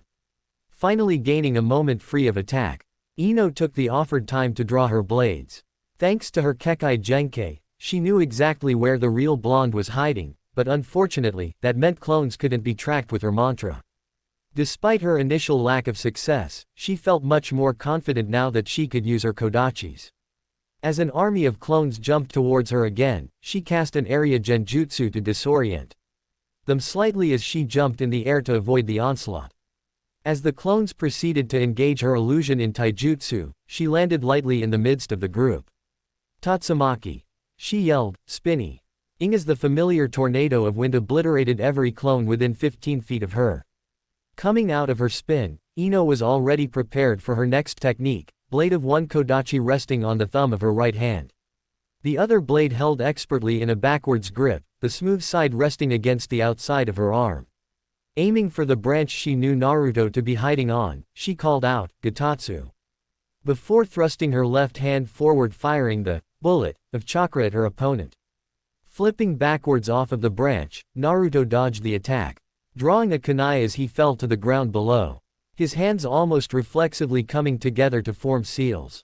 No sooner did his foot touch the ground did he hurl the kunai towards Ino and call out, "Kunai Kage Bunshin no Jutsu." The single kuna I replicated until there was a wall of projectiles heading towards the Kenjutsu specialist. The moment the real Naruto's back had appeared to her, Ino had quickly formed hand seals and, instead of dodging the projectiles, Ino simply exploded into a cloud of sakura blossoms which proceeded to turn razor sharp and assault the clones. Ino was no fool, she knew that for a ninja of Naruto's caliber, genjutsu she had cast would likely be broken within a few seconds. With that in mind, the moment she had cast the genjutsu, Ino had also tossed a hail of shuriken towards the clones and run as quickly as possible towards the real Naruto. Kenjutsu technique already prepared. With a pulse of Kyuubi's chakra, Naruto dispelled Ino's impressive genjutsu. Not only had she avoided his attack, but had a LSO hidden her shuriken within the genjutsu's razor petals, allowing her to eliminate a couple clones. Breaking from genjutsu was one trick that Naruto had picked up while training with Jiraiya. Of course, there are 3 methods for someone not possessing a dojutsu to break out of a genjutsu: disrupt one's own chakra flow, have someone touch the affected person and disrupt their chakra flow for them, or the most unlikely, knock out or kill the caster while under the genjutsu's effects. Well, Naruto was rubbish as disrupting his chakra flow, particularly enough to break a strong genjutsu, but fortunately, he had the unimaginably powerful chakra of the Kyuubi on hand which he could call on and force the genjutsu to break. Even breaking the genjutsu almost instantly, Naruto found the seconds before he noticed to be costly for. As the genjutsu vanished, he found Ino practically on top of him, kodachi coming across in a cross strike. Ducking under the first strike, Naruto jumped backwards to dodge the follow-up strike of her second blade. Expecting these maneuvers, Ino spun herself back into her Gatatsu stance and sent another bullet of chakra at the airborne shinobi less than 5 feet from her. The bullet tore through the whiskered genin which puffed away to evidence a kawarimi. Sensing the approach of clones from all sides, Ino jumped as she twisted her body quickly. "Kaiten Kanbu Rokurin," she called. Blades of wind extending several feet from her kodachis, slicing several clones around her to pieces. While not affecting nearly as large an area as Tatsumai, Kaiten Kanbu Rock Uren required far less chakra from her and was a devastatingly lethal defensive technique able to kill multiple opponents simultaneously. Coming out of her spin, Ino focused on the actual Naruto. Glia. Ming his surface thoughts as mist began to fill the area from his Kurigakure no Jutsu, Ino dropped to the ground below the low-sitting mist as water-enhanced lightning crackled above her. Forming the modified hand seals that all Kenjutsu users learn to perform jutsu while holding their swords, Ino stuck her blades into the ground and whispered, "Doryusuga," aiming for the actual Naruto. The ground exploded forward from the front of her swords, the earth jumping up and forming spikes in an ever-expanding V. Mist already thinning, Naruto managed to see the danger in time and jumped into the air to avoid the earth spikes. Looking down, he watched as Ino took aim and fired another Gatatsu in his direction. Yeppo! He thought, pushing off the air to dodge. Shit, I forgot he could do that. Thought Ino as Naruto casually landed several dozen yards away. Beginning to feel the effects of the prolonged battle, Ino knew she needed to finish the fight quickly. She was not the stamina freak that Naruto was. In order to have a chance, she knew she needed to bring the fight into close quarters, but Naruto was staunchly refusing to allow her to engage him directly for more than a second at a time. Naruto was shocked as Ino seemingly vanished from where she was standing only to materialize instantly in front of him, cool steel piercing his stomach. Coughing up blood from the impaling kodachi, Naruto tried weakly to raise his hands to block the strike of the other blade, already arcing down to cleave his head from his shoulders. As a nearby clone released itself, his eyes widened, calling forth Kyuubi's chakra once again. His executor and injuries vanished with the genjutsu, but the very real threat of a rapidly approaching Ino was the sight to greet him. Jumping backwards to put some distance between them, Naruto didn't even have time to raise his hands before she called out, "Raikyu!" and launched the ball of lightning which formed between the tips of her blade at him. Its speed increased by her forward momentum. Smirking in triumph as Naruto had no time to dodge or block, Ino was shocked as the explosion revealed a wall of earth had blocked her attack. Shit, the clones can perform jutsu. Cursing herself for her forgetfulness, she ducked and weaved through the fireballs sent from her left by another clone's Kaden, Hausenka no Jutsu. Using a kawarimi to escape a hail of projectile weapons, she realized he was again using his clones to stall her while he put distance between them. Diving away out of the way of yet another clone's jutsu, she tucked and rolled P. Repairing to launch herself after her opponent the moment her feet touched the ground. She would have done just that, too, had he not materialized at her side, left hand lightly touching her stomach. Flexing her abdominal muscles out of habit to absorb the blow as he gently said, "Impact." Ino was still unprepared for the concussion of power that forced the air from her lungs and sent her skidding across the ground. Despite the pain and lack of energy, she forced herself back to her feet as quickly as possible, eyes carefully scouting for her opponent. Surprisingly, he was standing a few feet away from her, hands raised in a gesture of peace. "That's enough, Ino," he said. "I've got all that I need." As her adrenaline abated, Ino blissfully succumbed to unconsciousness from the physical, mental and chakra exhaustion she was feeling from the prolonged fighting and use of several high-level jutsu. Looking down at the sleeping girl, Naruto mentally slapped himself. Okay, so, maybe he'd overdone it. But at least he knew exactly what his teammate was capable of. Already forming a training schedule in his mind, Naruto gently lifted the sleeping girl bridal style and quickly darted off towards her house. While it was still early, Naruto was sure that his blonde friend would surely happily sleep until the next morning. It was just a good thing that he had read those files earlier so she knew where she lived. He didn't want to imagine the fallout if she were to not return home that night. Despite Naruto's care to jostle the girl as little as possible, the feeling of movement and rush of wind shook Ino slightly back into consciousness. Not truly aware of the world around her with the bone-deep exhaustion coursing through her, she simply nuzzled deeper into the warmth that was enveloping her and relaxed back to sleep, a contented smile on her face. Groggily, Ino rolled onto her side and slowly opened her eyes. Memory coming back to her, she instantly sprang awake, eyes sweeping her surroundings. The last thing she expected was to find that she had woken up in her room. Glancing at her bedside clock, her eyes widened. Apparently she'd slept for over 16 hours. Next to the clock was a note written in a script she didn't recognize. "Hope you slept well. Meet me at the same training field whenever you get up, we'll begin your training then, Naruto." Immediately after reading the note, Ino hopped out of the bed and began to prepare for the day. That bastard better have a damn good reason for that stunt yesterday, she thought as she grabbed her shinobi gear. Seeing that her parents were apparently already gone for the day, Ino made herself a light breakfast. Ever since she started to take her training seriously, her need to diet evaporated. Regardless, she had never been much of a breakfast person, even now only eating it when she expected to need the energy. Hunger satiated, Ino left the house, jumping to the roof of the building. She set out quickly in the direction of the training ground. Arriving a few minutes later, Ino found it in similar state to how it was yesterday, Naruto clones running here and there in some task or another. Using her mantra to locate the actual Naruto, she made her way over to the one doing push-ups by himself, a large rock balanced on his back. Noticing her presence thanks to a clone dispelling itself, Naruto stopped his exercises. Rock rolling off his back as he ceased the chakra holding it in place, and stood to greet her.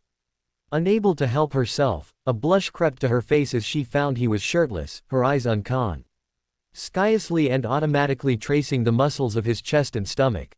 She found that Naruto wasn't absurdly muscular, not like Guy or even Asuma, but the muscles he did have were toned to a ridiculous level.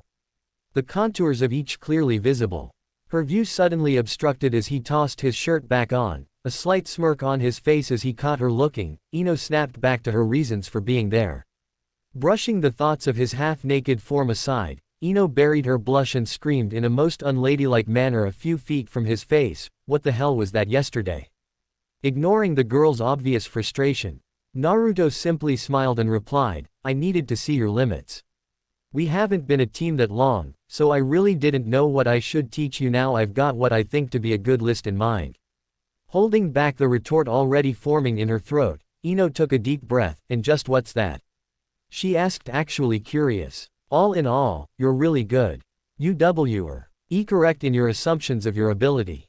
From what I've seen, I would estimate you to be a solid Junin overall, not yet to the level of Kakashi or even Asuma, but albeit you could give Kurenai a run for her money.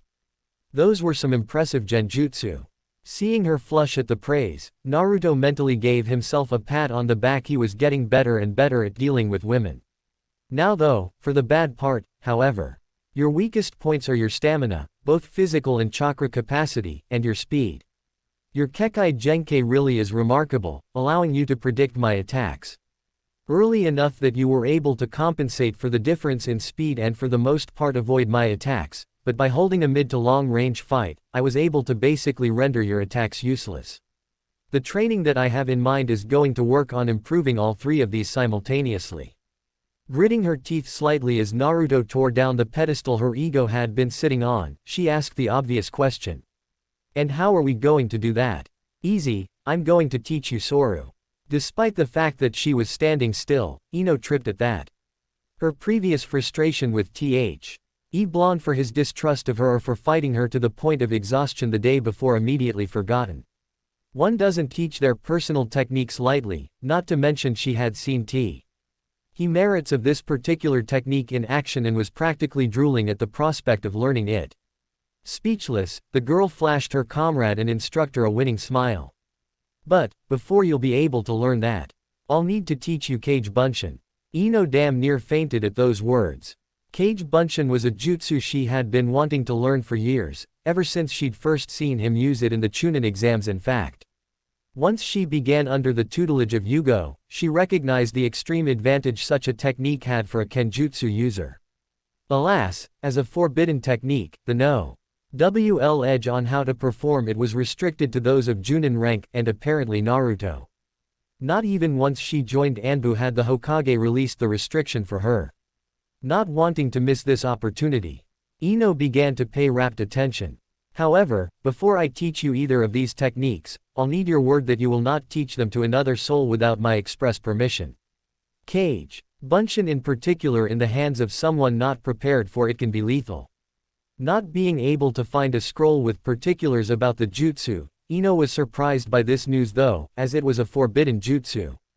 Perhaps she shouldn't have been. "I promise Naruto," she stated resolutely. Smiling at her, Naruto noticed the momentary confused look. "I had probably best start at the beginning," he said, sitting down and motioning for her to do the same.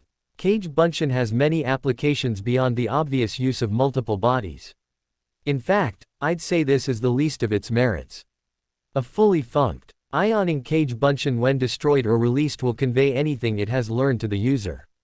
Seeing her eyes widen at the implications, Naruto motioned to the clones throughout the clearing. "As I'm sure you've now realized, though I'm sitting here talking to you, I'm actually getting quite a bit of training done even as we speak. The one thing clones are unable to improve upon is anything physical. Hence the training I was doing when you arrived. The technique splits any chakra remaining after the jutsu is used amongst the clones summoned. This means that the clones are indistinguishable from the original for those with a dojutsu. Also, as you've seen, it enables the clones to use jutsu, though, for the most part, I don't recommend this for you." "Why's that?" she interrupted, surprised by his suggesting against this very useful aspect. "For starters, the jutsu itself is very costly on chakra and any chakra not used by a clone when it vanishes for one reason or other will return to the original. Beyond that, as I've already told you, your chakra capacity is one of your weak points and, while it's possible to increase your chakra stores, it's a very slow and exhausting process." Seeing her nod at his explanation, Naruto continued, "However, as I alluded to before, Kage Bunshin is a forbidden jutsu for a reason. The most obvious reason is the high level of chakra required to cast it to begin with. For inexperienced or weaker shinobi, this can cause chakra exhaustion and death very easily. However, for experienced shinobi, as long as they keep in mind their limitations the chakra needed to summon the clones, chakra exhaustion is less of a worry. However, even for someone with my chakra capacity, if I have clones casting jutsu, I'll run out of chakra very quickly. The biggest reason that Kage Bunshin is forbidden is its effects on the mind. The information received when a clone is dispelled forcefully or by choice is directed back to the user as well as any remaining clones. If too many clones are released at once, the information overload can destroy the mind, leaving the person as little more than a vegetable. Eyes widening at the unexpected dangers associated with the jutsu. Ino glanced around the clearing with a perplexed look at the hundreds of clones running around, casting various jutsu, and puffing out of existence with reckless abandon. Chuckling at her confusion, Naruto went ahead and answered her unanswered question. I'm probably the only person able to utilize Kage Bunshin to its full extent thanks to the Kyuubi. I never thought I'd be thankful to the bastard fox. But it provides me with certain advantages, not the least of which, a nearly unlimited chakra store and a healing ability which extends to mental strain. What Naruto didn't bother to explain was that because of his unique situation, every clone actually had full access to Kyuubi's chakra rather than just a fraction according to how many clones were active. Each of Naruto's clones did possess the Shiki Fujin seal on their stomach through which they were able to tap into the reservoir of chakra that existed within. Thus, when Naruto's clones performed jutsu, they were not burning through Naruto's own chakra but rather that of his tenant. For you, I'd say, to be safe, never summon more than 20 clones at one time even for training. While you could summon more and stagger their release. If something should happen and they all release at once, 20 would be a safe number, though you'd probably be left with a migraine. Having covered the basics, Naruto stood up and, offering her his hand to help her up, said, "Alright then, the jutsu itself is relatively simple." He showed her the hand seal required and gave her pointers on how much chakra the jutsu required.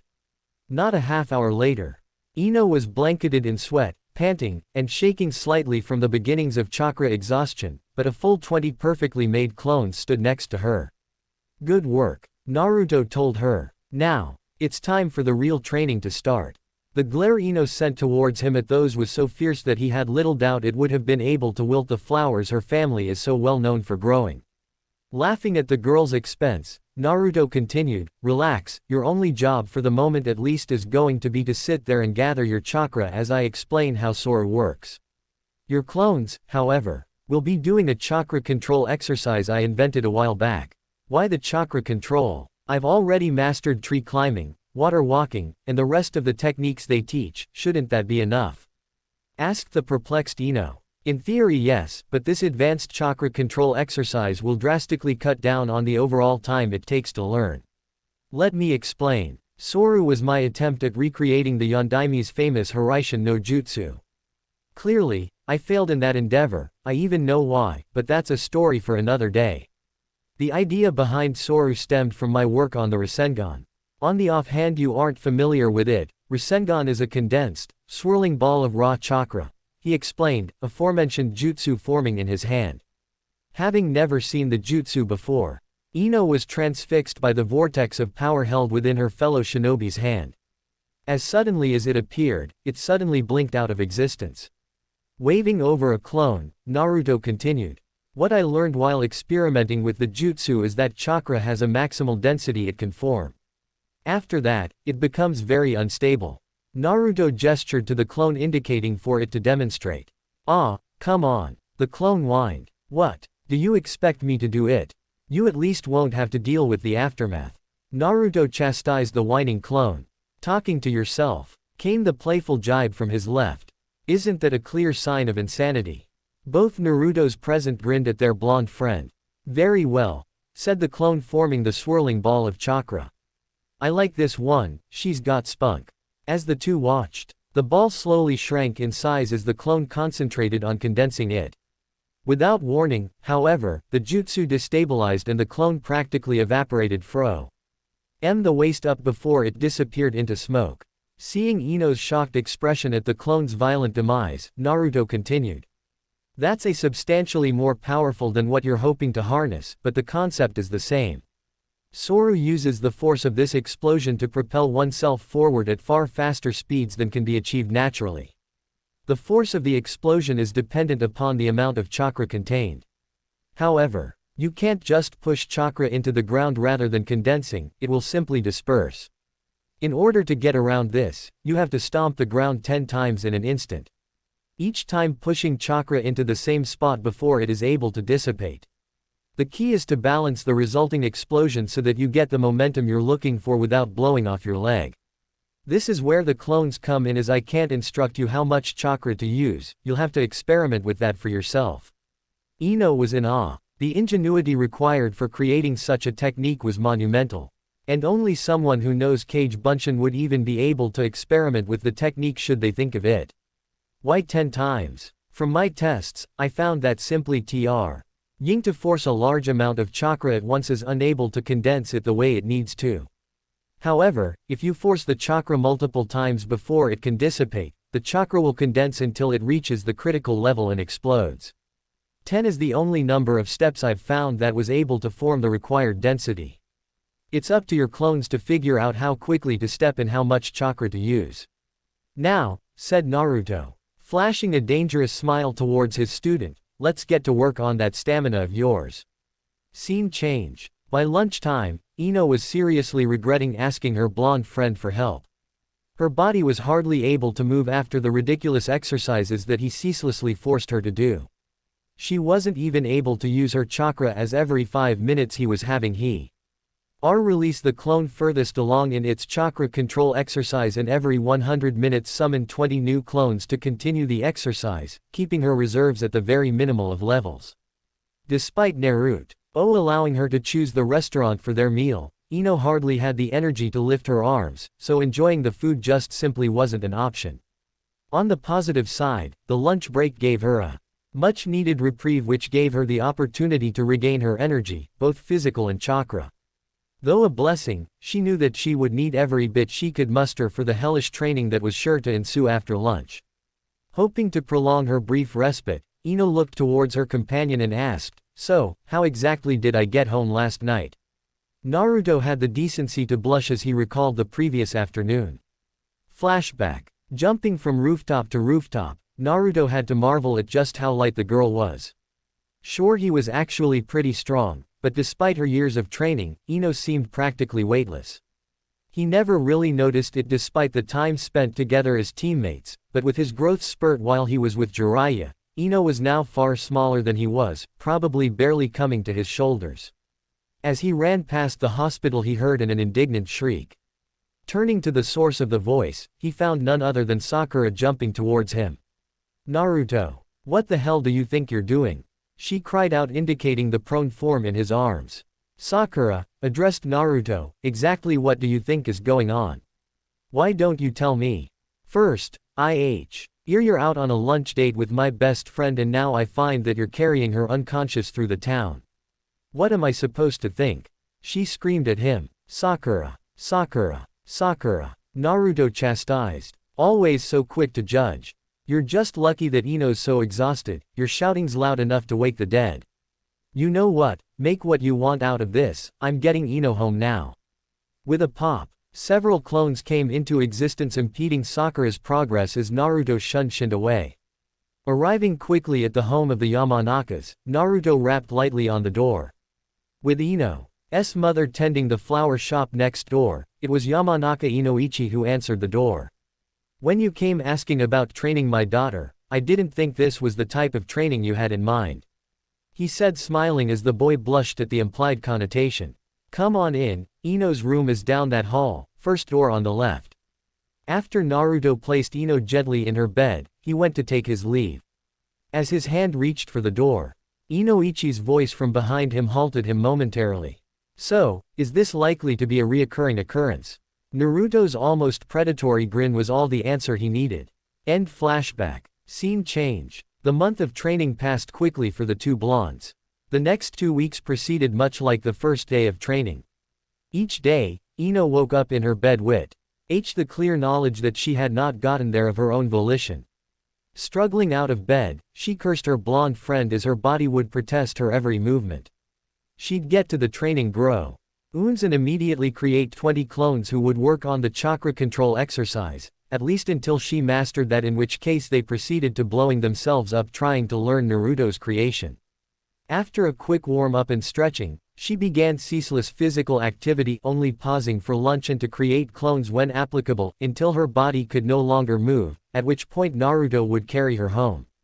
To repeat the process all over again. Despite the endless torturous exercises, Ino could certainly not doubt their effectiveness. Even she could feel the improvements to her physical stamina and chakra capacity. Even with the clones turning each day of training into 2/3 of a month, it took Ino almost the entire 2 weeks to learn Master Soru. Due to her small but steadily increasing chakra supply, Ino could only use Soru in a very limited manner, but the benefits far outweighed the chakra cost. At the end of their 2 weeks together, Yugo returned from her MI. Seijin and took over the remainder of Ino's training to work on incorporating her new skill into her kenjutsu. While Ino certainly didn't miss the exhausting physical training that Naruto continually put her through. After their training days ended, she did find that she missed his company. The 2 weeks of spending nearly every waking moment together had certainly brought the two closer, not to mention their daily lunches. Tomorrow, however, they would find themselves as enemies, for the Chunin exam finals were set to begin. That's it for today, I will stop here. I hope you all enjoyed T's video. If you please consider subscribe and make sure to hit that like button, share with your friends, and don't forget to check out my Patreon. Details in description.